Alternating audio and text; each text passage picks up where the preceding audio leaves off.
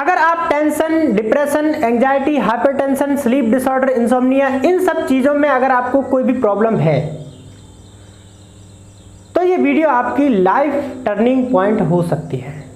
देखिए, इन सब बीमारियों की जो रूट कॉज है वो क्या है। कॉज की बात नहीं कर रहा हूँ, रूट कॉज की।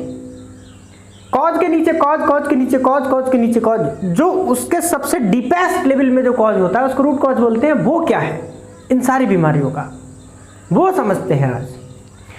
देखिए, हम और आप, इंसानी सिस्टम जो है 3 लेयर्स में डिवाइडेड है। Body, mind, soul.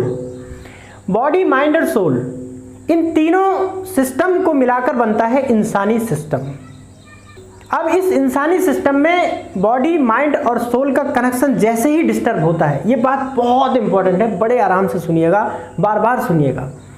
Body, mind और सोल का कनेक्शन जैसे ही डिस्टर्ब होता है, किसी भी तरीके से डिस्टर्ब हो, जैसे ही बॉडी, माइंड और सोल का कनेक्शन डिस्टर्ब होगा, hypertension, tension, anxiety, depression, sleep disorder, insomnia, इनमें से कोई ना कोई बीमारी जो है पैदा हो जाएगी। डिप्रेशन क्यों होता है, टेंशन क्यों होती है? हमारा मन कर रहा है कुछ और करने का, कर रहे हैं, यहाँ कर रहे हैं पढ़ाई, लेकिन मन है यार वहाँ जाना है, यार वो करना है, माइंड वहाँ है, बॉडी यहाँ है, या आधा माइंड यहाँ है, आधा माइंड वहाँ है।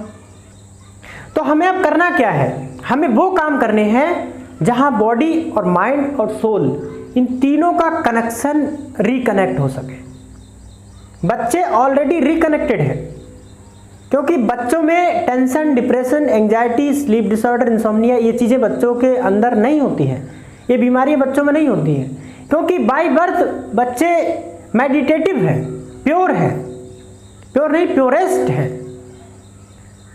उनके अंदर ये चीज़ें नहीं होती हैं। तो हमें अब सवाल है, क्या हमें बच्चा बन जाना है? नहीं, बच्चा नहीं बन जाना है। हमें वो एक्टिविटी करनी है जिसमें बॉडी और माइंड और सोल का कनेक्शन हो। सोल पर हमारा डायरेक्ट कंट्रोल नहीं है, इसलिए हम सोल की अभी बात नहीं करेंगे। जिसमें बॉडी और माइंड का डायरेक्ट कनेक्शन हो, वो काम हमें करना है। इसके कुछ एग्जाम्पल देखते हैं क्या हो सकते हैं। जब आप खेलते हैं तो खेलने के बाद फ्रेश महसूस क्यों करते हैं? बहुत डीप ये बात है, इसको आराम से समझिएगा। क्योंकि खेलते वक्त आपका बॉडी और माइंड एक ही जगह होता है। आपके घर में अगर फव्वारा हो तो फव्वारे का पानी, ये करके देखिएगा, बहुत बहुत फायदेमंद है ये चीज़। Sleep disorder, tension, anxiety, depression, hypertension, इनमें सब में फ़ायदा करेगा। ये जो माथा है ना, ये सेंटर पॉइंट है सारी प्रॉब्लम्स का। तो क्या करना है कि जो फव्वारा है ना, फव्वारे का पानी नहाते समय यहाँ डालना है बस, और कुछ नहीं करना है। उससे होगा क्या कि जैसे ही पानी आप यहाँ डालेंगे और 1-2 मिनट तक डालते रहेंगे, सांस मुंह से ले लीजिए उतनी देर तक, कोई दिक्कत नहीं, क्योंकि नाक से सांस लेंगे तो पानी अंदर जाने की प्रोबेबिलिटी है। तो उतनी देर मुंह से सांस ले लीजिए और यहाँ पानी डालिए इस सेंटर पॉइंट पे, और आराम से 2 मिनट खड़े रहिए। उसके बाद आप बाहर निकलेंगे तो देखेंगे कि बहुत फ्रेश हो गई। मैं इसका चमत्कार देखा ना, मैं दंग रह गया। मैं कहा यार क्या कमाल है। अब मैं रोज़ नहाता हूँ तो ऐसे ही नहाता हूँ, फव्वारा ऑन कर लूँगा और यहाँ पानी गिराऊंगा 2 मिनट आराम से, उसके बाद पूरा रिलैक्स हो जाता हूँ। इससे पता है क्या होता है? क्योंकि सोचने का जो प्रोसेस है वो यहाँ होता है, और जब आप पानी यहाँ डालते हो ना तो थॉट गायब हो जाते हैं, बॉडी और माइंड का कनेक्शन बन जाता है।